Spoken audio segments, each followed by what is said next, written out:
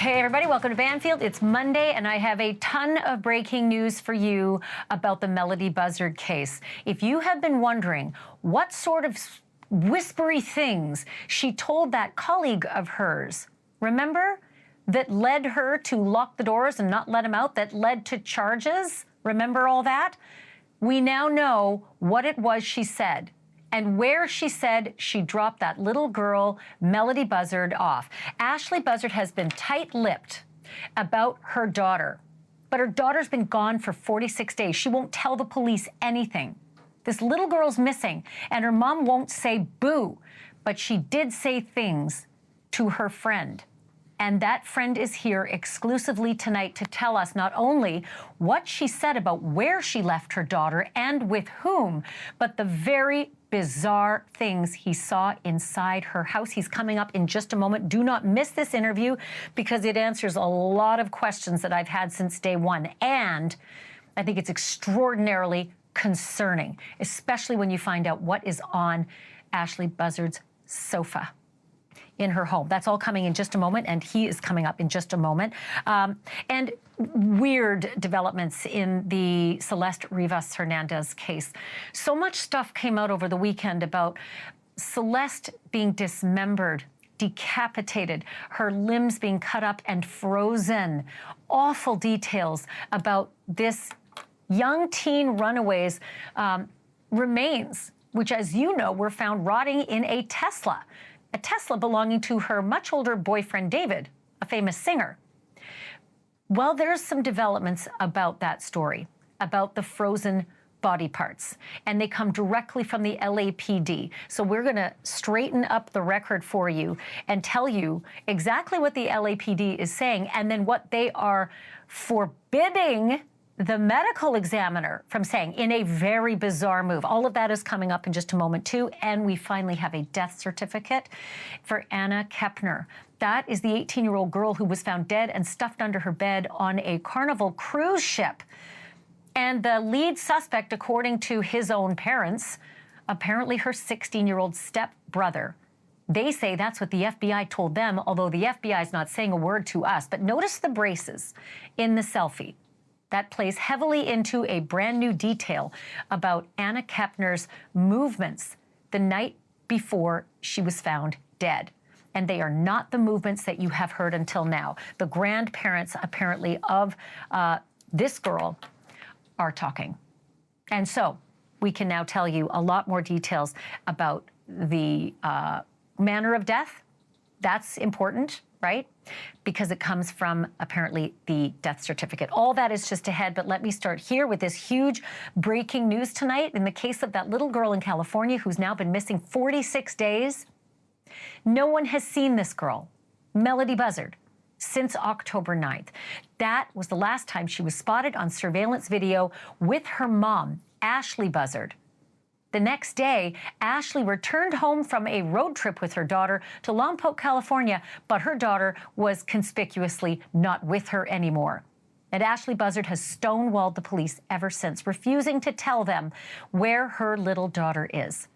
Instead, she's been packing boxes and moving things in and out of their Lompoc, California home and acting erratically when anybody asks about that little missing girl. Like Tyler Brewer did, a friend of Ashlee Buzzard's and a local paralegal who visited her 5 times in the first week of November. He says he wanted to help in the search for little Melody, or failing that, he wanted to at least learn what happened to little Melody, and that he did. When he says Ashlee confided in him where she left her little daughter Melody and with whom.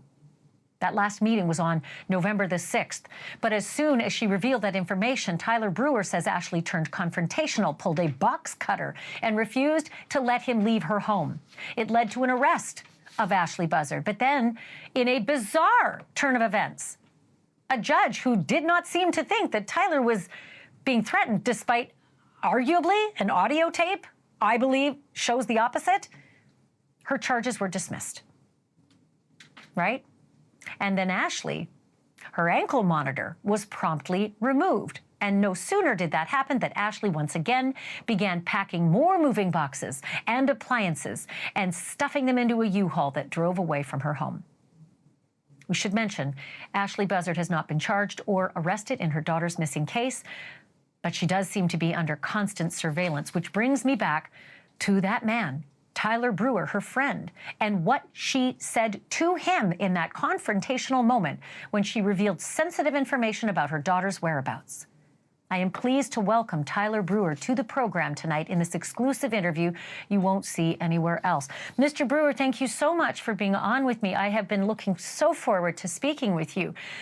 First and foremost, I do not believe what the judge said, that you were not threatened. I heard you clearly articulating, could I please leave? I want to leave this premises now. I personally believe anybody who is free to leave doesn't say those things.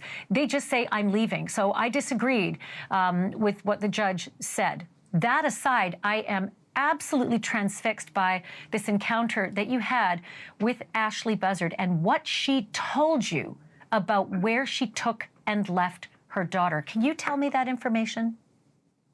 Yes, ma'am. It's actually, the whole events with Ashlee is one giant blur of craziness. I don't know of any other way to explain it. In short, she ended up going on a road trip at the instructions of individuals that she barely even knows, and I question if she even knows them really at all, in efforts to drop Melody off with them, apparently some location in Utah. She had said that it was a couple that she met at a zoo. This couple had a daughter that's Melody's age that she wanted Melody to be able to play with.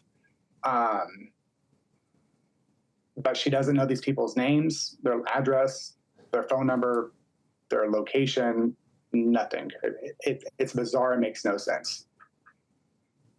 It particularly makes no sense that Ashlee Buzzard would say, I don't know this couple that I met at the zoo. I don't know their names. I don't know their address. I don't know their contact information, when apparently she was making contact with them. And can you describe what she said about the contact she made with them and how the plan kept changing about the drop-off of Melody? She wouldn't go into too much details because she was very paranoid that the house is bugged, and she still wasn't really trusting me that much, as we discovered on that Thursday that she decided to confront me, or whatever you would want to call it. She didn't make it clear of how she communicated, especially when she was saying she didn't have accurate phone numbers for them. She also didn't make it clear. She said that she knew the woman's name of the couple, and that she looked on white pages and verified that there was someone by that name listed on the white pages. Okay, well, if someone's called John Doe, there's probably 20 John Does throughout the nation. So it's the fact that she trusted and believed some stranger that she randomly met at a zoo to care for her daughter, and trusted what she said was true without checking ID, without checking where she lives, without going to the house, without verifying where Melody was going to be sleeping. It's just mind-boggling for me. And well, to say the least, without getting a contact phone number to call her back. And again, I'm still perplexed by the details, Mr. Brewer, about, and I think, you correct me if I'm wrong here, that Ashlee Buzzard said to you that this woman kept changing the drop-off details, kept changing the plan. Is that true? Exactly, and that's why she ended up in Nebraska and all these different places, because they kept changing. Was like, oh, no, meet us here, no, meet us here, then meet us maybe Utah. Wherever she ended up last with Melody was the final drop-off. So they kept changing it because apparently this couple, this individual, this whoever, was paranoid of the government and being followed and spied on. So they wanted to make sure that if Ashlee was being tracked, then it would be harder for them to be tracked, changing all these different locations. And I know how weird and bizarre this sounds, but this is just the information that I was provided. And whether it's true or not, this is what she relayed to me. I mean, that's a whole other question, whether what she told you is true. It sounds so manic. And also, how is she communicating with a woman multiple times to change drop-off locations if she suddenly says, I have no means of communicating with said woman? And she said that she originally had a phone number for them, and she no longer has it because they ended up either disconnecting it, or it was a text now number or something similar. And she was told that when she got home, Melody would start calling her. And it's been, what, 45, 50 days and still no phone call as of November 6th. And that was the plan, to be clear, that this couple, again, that Ashlee Buzzard told you she met them at a zoo and made this plan to drop her 9-year-old daughter off with them, and that they'd have a daily contact with Melody. Did she say why? What was the whole purpose of getting rid of her daughter to this mystery couple in the first place? Without going into too much detail with her medical history, she had an outpatient, so she has a surgery coming up. And the surgery, after she told me what it is, it's an outpatient surgery that you're going to be out for the day. It's nothing. But in her mind, it's something that Melody needed to be away from her for at least a month or two, an effort for Ashlee to do the surgeries, the medical care, and get back on her feet so she could take care of Melody. So her excuse for it just makes no sense either. Because, again, the medical procedure in which she's claiming that she needs to have done, it's an outpatient surgery that, you know, I've had done myself. So it's not something that she needs to be out for a month for. And she admitted to you that she was changing her license plates all along the route to this drop-off of her daughter with this couple. You know, the thing about that is I had brought up something about the license plate because I had seen the report. And my license plates, I was trying not to let it in public, but they decided to announce in the middle of court that my license plates is from Oklahoma. So I go back and forth between California and Oklahoma. So I had said, you know, oh, California is required to have 2 plates, one in the front, one in the back. I go, I'm surprised I haven't got pulled over yet. So she went on to tell me about this website I can go on to order fake plates that look real so I can switch them out without being noticed. So she informed you how to switch plates. But did she also confirm that she had switched her plates on that trip? Yeah, she even mentioned that she has done it in the past. She didn't specify it was for that trip. She had said her friend had told her about it, which she was applying, referring to the friend that has Melody. Okay, so there's another report, and I'm hoping you can corroborate this. There was a report from a private investigator who said that Ashlee Buzzard had been cutting the faces of Melody out of the missing persons posters, and you have been inside her home. What did you witness in her home? So she didn't cut the faces out. So, I mean, that was either a miscommunication. So she took the photos out of the missing persons photo, the poster boards that people made, and she has them lined on her couch. They're all on her couch, and then she has a body pillow with Melody's hoodie and pants on it, like dressed like Melody, and that's what's on her couch. So she basically has like a little shrine to Melody on her couch. And the photos, you're saying she lifted the photos off of the missing persons poster so that she could arrange those things on her sofa? Yeah, what you're showing now, that's what she did. She ripped those down, and they're all on her sofa. But she didn't cut them as if to deface them. She wanted the pictures off of those boards. Correct. Yes, ma'am. Yeah, no, they were not to be defaced. And they're lined up on her sofa? Lined up on her sofa, yes, ma'am. And again, next to a body pillow that is dressed in Melody's clothing? Yes, it's one of those pillows that you put behind your back. So it's not the long body pillows, but it's one that goes behind your back, and it has Melody's orange hoodie on it. And at one point in time, it had like a pair of pants on it. It was very strange. And I asked her like why she has the hoodie on the pillow, and she said it's because she misses Melody. I mean, I don't even know what to say about that. And there that was, makes I me remember nervous. on the, go ahead. I'm sorry, because I spoke to other people too, and they had told me that sounds like a shrine or memorial that people do. And when I was sitting there, you know, that didn't cross my mind. I didn't even think that initially, but now looking back on it, it's extremely creepy and concerning. And I apologize for interrupting. There's a lag. I mean, to say the least, it is extremely disconcerting that she's dressed a pillow up as her daughter while her daughter's missing, and she refuses to say anything to authorities. Speaking of the authorities, this is a key aspect because the audio tape that was released in court was a little confusing to most people who listened to it because she was getting angry at you for what she said was being deceitful. And I wondered if it's because the police had been discussing things with you. Can you straighten the record out about what contact you had with the police and why you had contact with the police? Yeah, so when I first went over there, I reached out to her because I've known her years ago. So when I first went over there, it was because I thought she had a family law issue that was about to happen. So I thought, because she has another daughter that was taken away from her, and Melody has been taken away from her in the past. So I thought it was going to be a family law issue where she might need help with some document preparation or something. So that's what I thought when I originally went over there. She had me come over on the second day, and after I left, I was pulled over by a detective, and he basically, told me that I need to report back anything that I learn about Melody to the authorities. So I was compelled to do so. I work in the field, so if I get, either a direct or indirect order from a law enforcement agent or a judge or someone, I'm going to comply.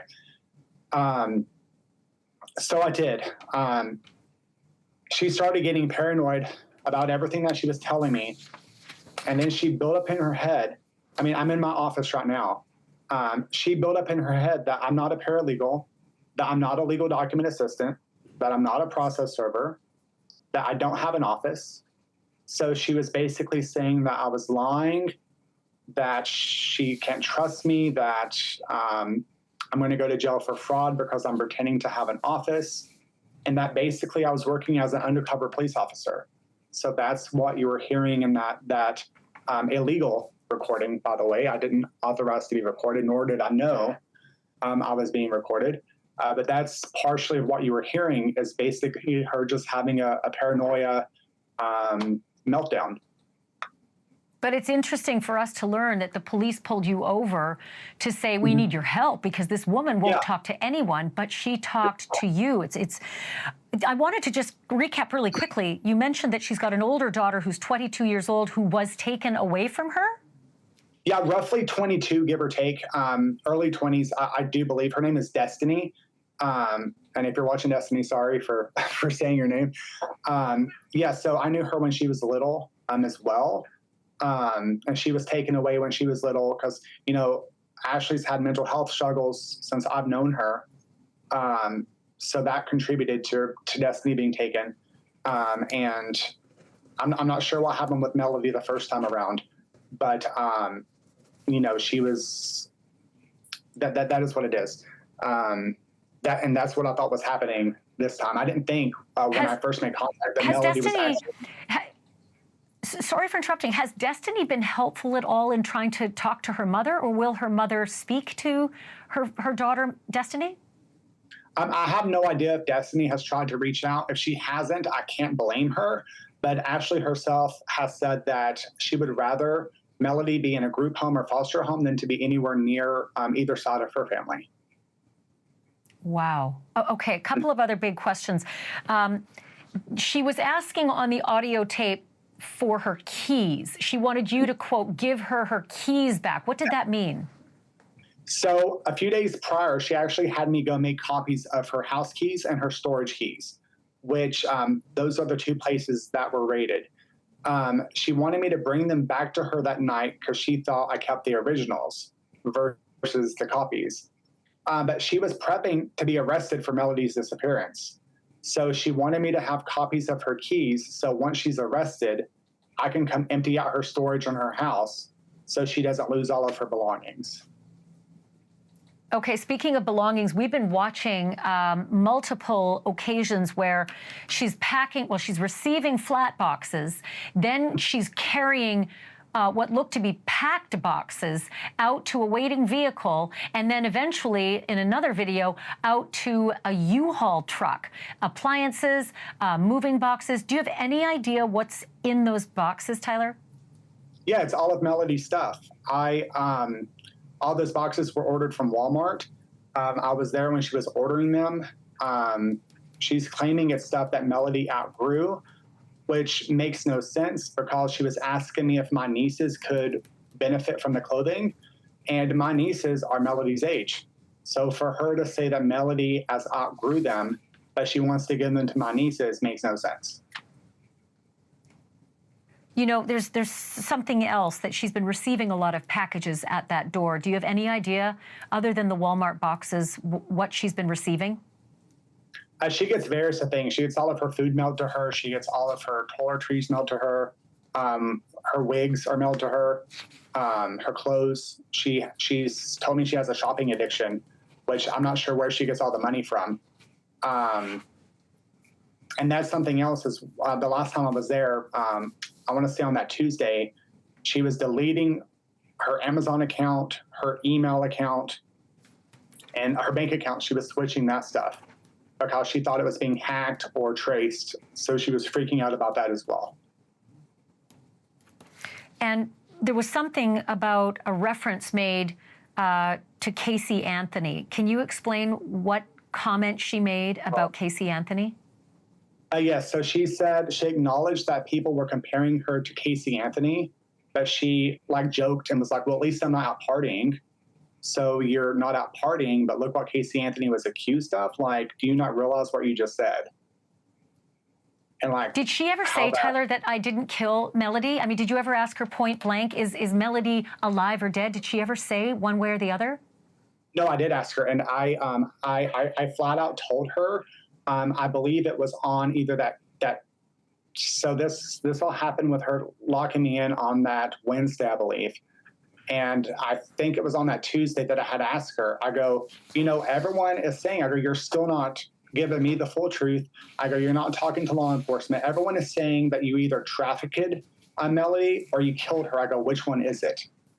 And she starts doing her fake crying, acting like she can believe that I asked her such a question. But she never. But she wouldn't answer. She never answered the question.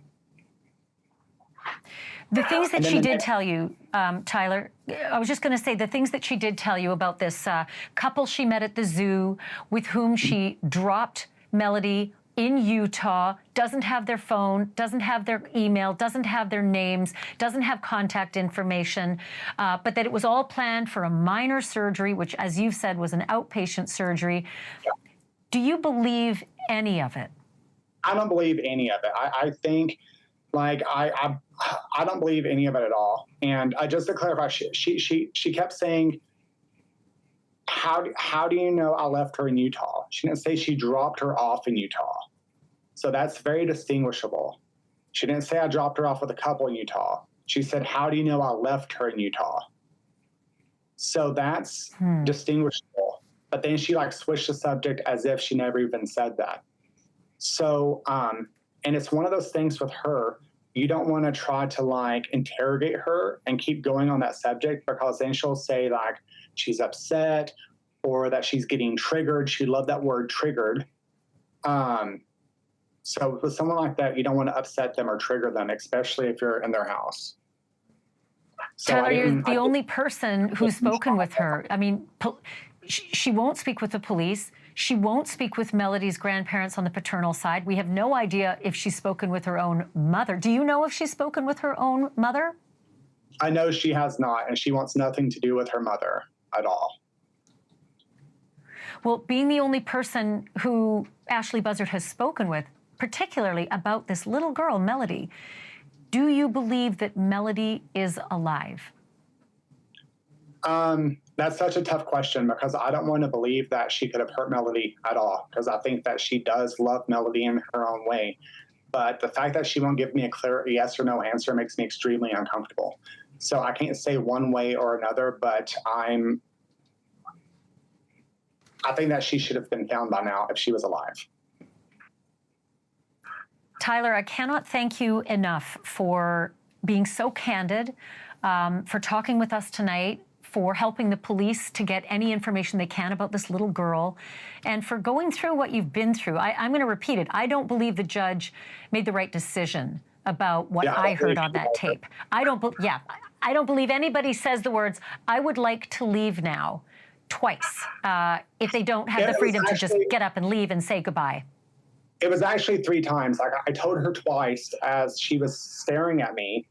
Like, I told your producer, she looked like the Annabelle doll. Just like the way she was looking at me with her, and fake crying. She's like laughing while she's crying with an open box cutter next to her. And granted, she never said she was going to cut me with a box cutter, and she made sure to say for her performance that she wasn't threatening me. So, and she never physically did, but it was her demeanor, the way she was compared to how I knew her from the past. You know, she stood in front of me when I was going to go walk past her, and she locked multiple locks when I asked her for the 3rd time to leave at the door, which you couldn't hear on the audio. You could hear the keys rattling, finally letting me out, but you didn't hear me say, "I'm ready to go now, Ashlee," for the 3rd time. So under California law, the moment I asked her the 1st time to leave and she didn't immediately open the door, that's false imprisonment. I mean, you can ask O.J. Simpson, who spent 9 years in prison because of not allowing 2 men to leave a hotel room that he was collecting his belongings, robbing them. I mean, that was the kidnapping that led to 9 years in prison. Again, Tyler Brewer, I cannot thank you enough for being candid with us. Let's both pray together, and everyone who's watching, that our suspicions are wrong and that maybe Melody is perhaps alive tonight. But thank you again for sharing all of these stories with us. I really appreciate it. No, thank you for having me, and I'm hoping the best for Melody. And that was my goal, you know, find Melody. That's all I want to do is help find Melody. That's the nation's goal, find Melody. And I also want to tell you my condolences for your dog, Atlas. We have a dog rescue, and that's one of the reasons why I reached out. And I liked the way you spoke about the verdict, and I appreciate you. And you're the only person I've done an interview with, and the only person I'm planning to do one with. Thank you, Tyler. I appreciate it. It's been a hard week, so I really do appreciate that. And we'll speak again soon. Yes, ma'am. You have a good night. You too. Tyler Brewer joining us tonight with some blockbuster information about that unbelievable confrontation he had inside the home of Ashlee Buzzard. We'll continue to follow that story. You can bet on it. Still to come, another bewildering California mystery. And that is, when is there going to be an arrest in the death of Celeste Rivas Hernandez? Especially now that news has broken the teen runaway might have been dismembered before being stuffed into the Tesla trunk, but also that she might have been frozen. We've got news on that news. So what does all of it mean for her famous singer boyfriend, David? Turns out a lot. We'll explain why. And also, please check out Drop Dead Serious, my podcast. I'd like to say it's this show's content and more after dark. Check it out. QR code is there, or just Google Drop Dead Serious. You can listen to it on any podcast platform. You can watch it on YouTube. We're back in a moment.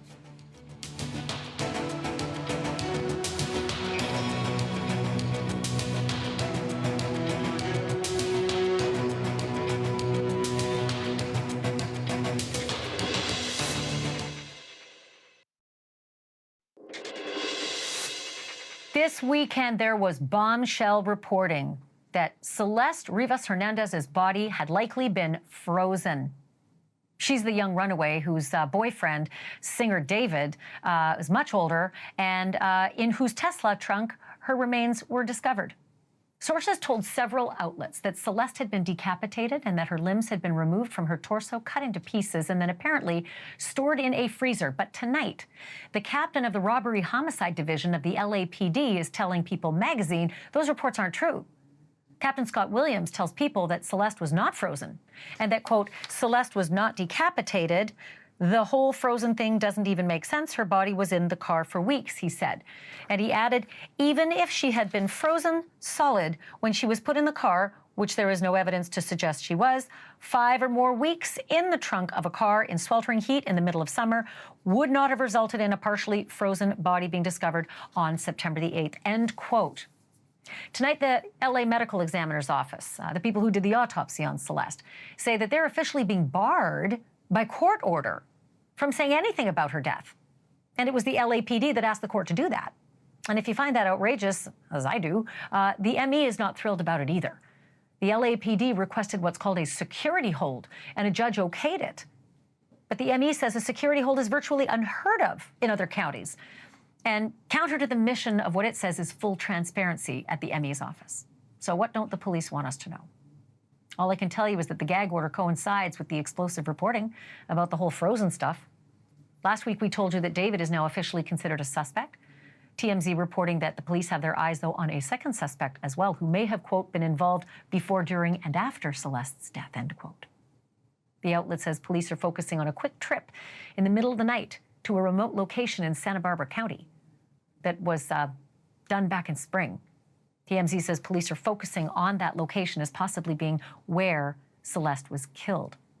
Remember, Celeste was discovered September 8th, and only then because of a terrible smell coming from the trunk of that Tesla parked just around the block from David's mansion.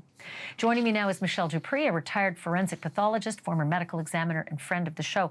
Dr. Dupree, thanks for being on. I had so many questions when I heard this report. First and foremost, you're not going to get partially frozen body parts at the ME's office if there was a stench coming from the trunk. That would have been a long thawed, long decomposing body. But I do want to ask you if there might be some partial truth to this, that possibly those body parts had been frozen long ago and then had decomposed in the back of the trunk. If that part might be true, what does that do to a medical examiner trying to determine what happened with this body that they've received? What was the cause of death? Would freezing do something to that body? Absolutely, freezing would. And it is possible that the body was frozen, and then, of course, after 5 weeks would not be frozen when found. But freezing actually damages the cells. It also actually speeds up decomposition once it starts to thaw. Anything that is blunt trauma, a gunshot wound, sharp force injuries, something like that, that would still be available. We would still see that at the autopsy. But anything that might be subtle, such as strangulation or something of that nature, would be much, much more difficult if the body had been frozen. And again, of course, once it's so badly decomposed. I've got 5 seconds left. We had so much breaking news off the top of this program. I just have to ask you how unusual this is that the LAPD asked a court to block the medical examiner from releasing any details. It's very unusual. Transparency is part of it, but it is not unheard of. If they really think it's going to affect the investigation, then it's warranted. Dr. Dupree, I'll have to have you back on when I've got more minutes for us, because I have so many questions for you. Thank you for this tonight. My pleasure. Thank you. Still ahead, a fancy boat, a sunset sail, and a designer who was dead by dawn. Martha Nolan was apparently expecting a business meeting with a rich investor on a warm August night in Montauk. But 3 months and 2 autopsies later, we still don't know what really happened on board the Ripple yacht, and police aren't talking. The lawyer for Martha's family is, and he's talking to me. Next.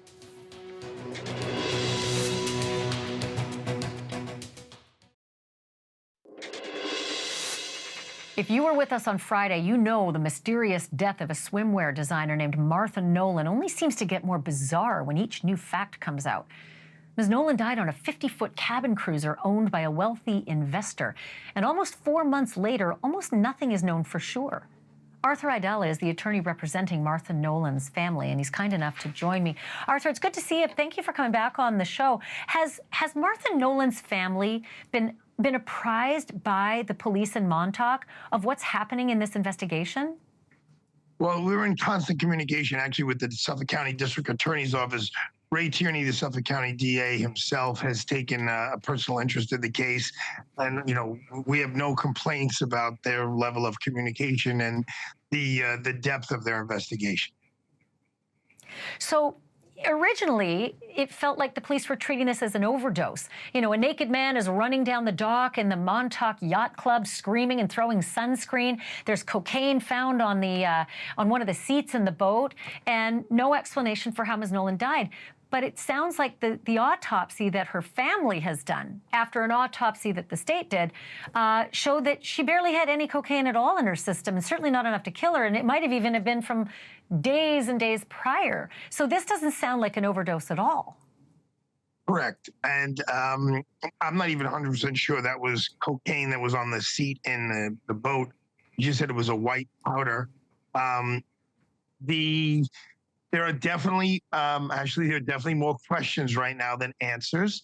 But I will tell you that the Suffolk County District Attorney's Office is actively, I mean, I spoke to them last week. They spoke to the family as well. I know right after the Thanksgiving holiday, they'll be speaking to the family as well. They're doing a lot of digital forensics. So her phone, her laptop, they were able to break into all of those things and just trying to recreate really her life those last couple of days and the last couple of weeks. I mean, there's some strange stuff, right? Like she's got this clothing line, a swimwear line.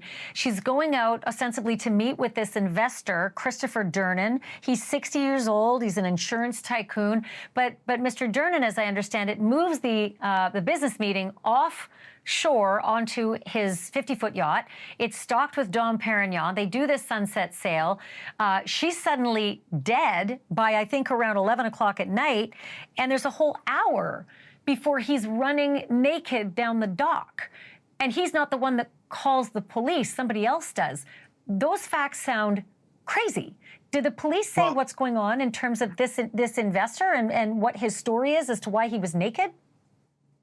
Well, obviously he is a primary person that's being looked at because that's just common sense. No one is positive right now about the hour gap. I believe he would be disputing that, Mr. Durnan. Obviously, we don't have Martha, sadly, to talk to about this, but as far as we know, he was the only one there. So primarily, the police are trying to look at what he was doing, I mean, I do know he has a lawyer. He has an excellent lawyer. So again, I'm not being coy. There's just more questions than answers. But I will tell you, we are very pleased with the Suffolk County District Attorney's Office. They are very focused on this. The family is devastated. They're a wonderful, wonderful family. I'm helping them all, out of the goodness of my heart, because my heart breaks for them. Just navigate the system. They're from another country. This is the Christmas time of year where Martha would be going home and celebrating in Ireland with all of her family, and they're devastated about this, and not having any answers is very, very frustrating and upsetting. Especially this week being Thanksgiving, that she won't be going home to be with family. Arthur, we're going to have you back on the program. This story's not going away, but I sure appreciate you coming on tonight. Thank you. My pleasure. Arthur Aidala joining us live. Will not be the last time.